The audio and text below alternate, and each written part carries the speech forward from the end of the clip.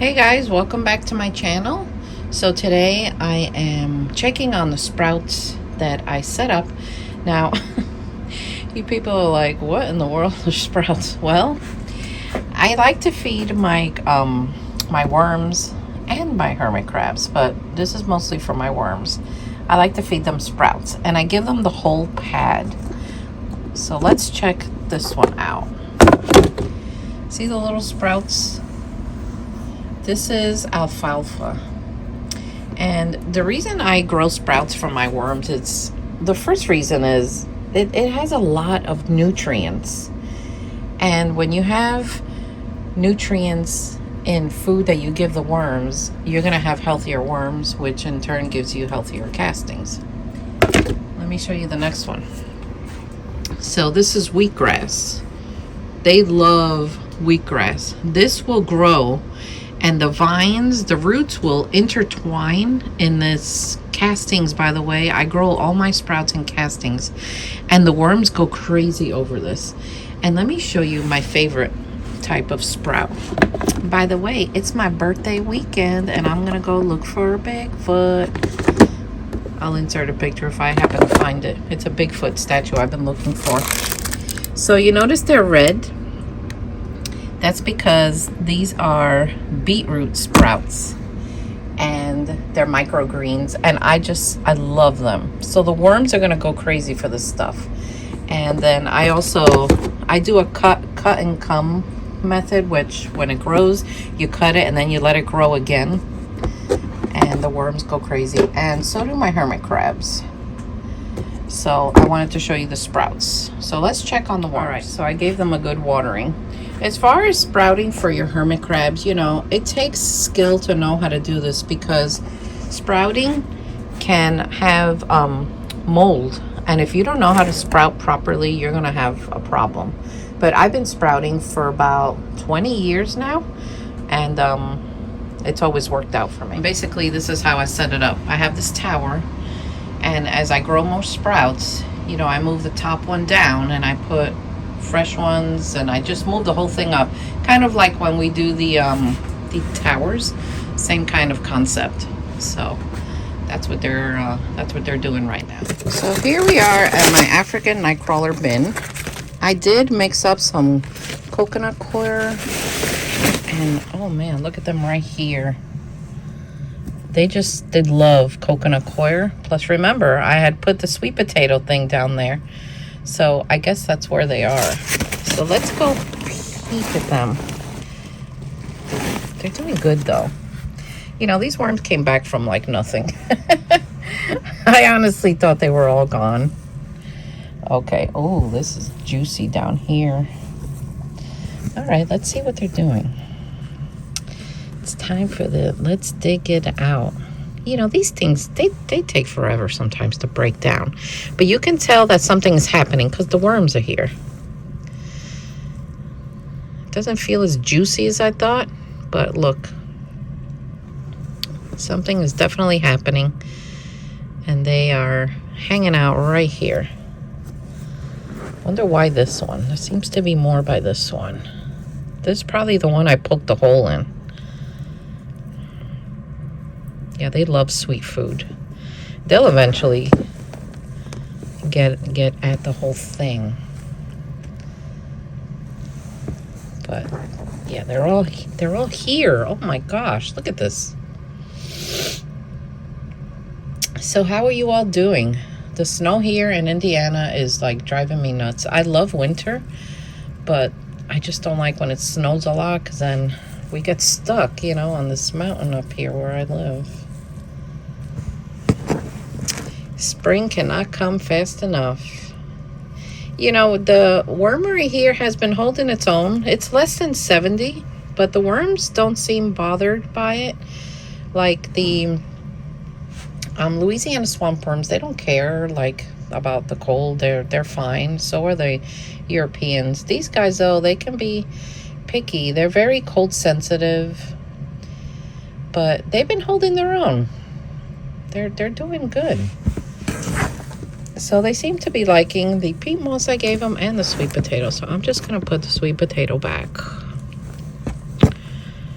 Oh, look at them. They're so pretty, these worms.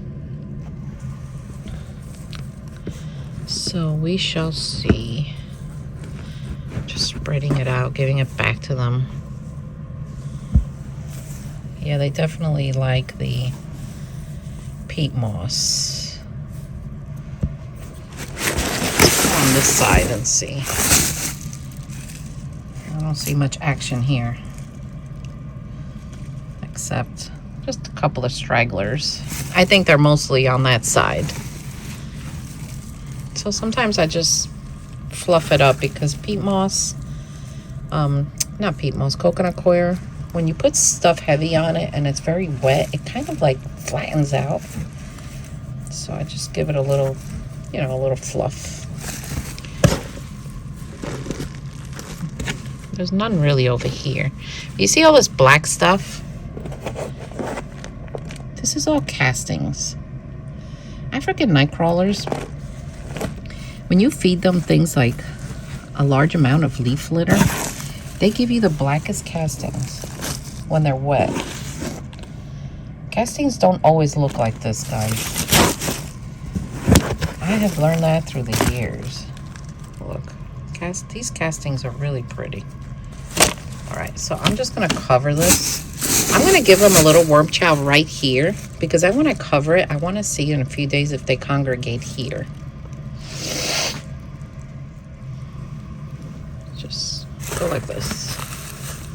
All right, let's move on to the Louisiana swamp worms. All right. These are my favorites. Look at that. So remember, this is the corn. Oh, they're still like all here. Well, some of them. They just love this corn. Look at them. They're so little. I love them. So let's check out the sweet potato. I believe it was here. Oh my gosh, I already feel like warmth. Look at them. They're just everywhere. Let's see. Whoa. Oh my gosh, look how many there are. There are so many worms here. Oh, I wish you could feel what my hand feels like down here when I dig in. And look, there's so many sizes. There's adults. There's, look, teeny little babies. They're really loving the sweet potato. Look at that. Wow. Let's see in this one. Oh my gosh, look at that. That is awesome. So many different worms sizes in here. And you notice the Louisiana swamp worm kind of looks like a red wiggler. They're loving it. I could tell that the majority are on this side. Let's check this side out of curiosity and just see. Yeah, there's still a few here and there. Oh, more than I thought. More than I thought. There's a cocoon. But the majority have definitely migrated over. So I'm just gonna put them back here. So today I want to give these guys some leaf litter. And why are they all in this corner for some reason? Look at that. That is so cool. Hopefully YouTube will catch that thumbnail. That's a cool picture right there.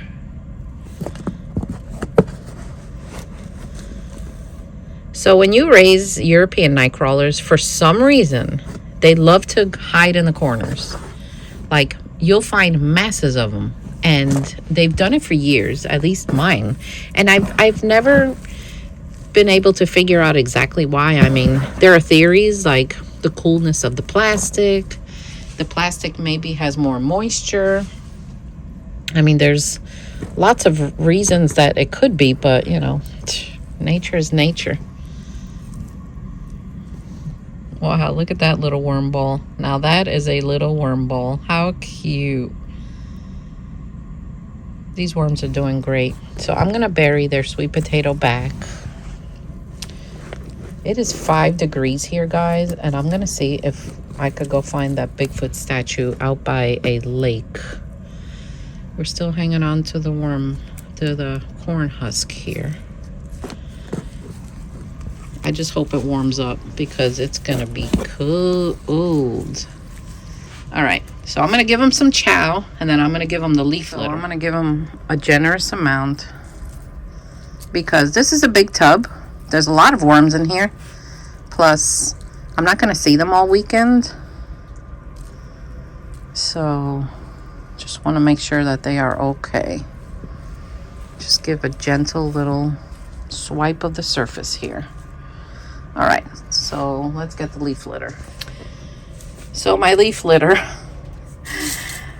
guys, I just don't take leaves from outside and throw them in here. I just don't. There could be bugs, you know, you never know. So I prepare these leaves ahead of time. I freeze them mostly, but there are other methods that I prepare these leaves to make sure that I don't have anything going in here. Look, an acorn cap. Oh, we're gonna give it to them. And the reason I do that is because years ago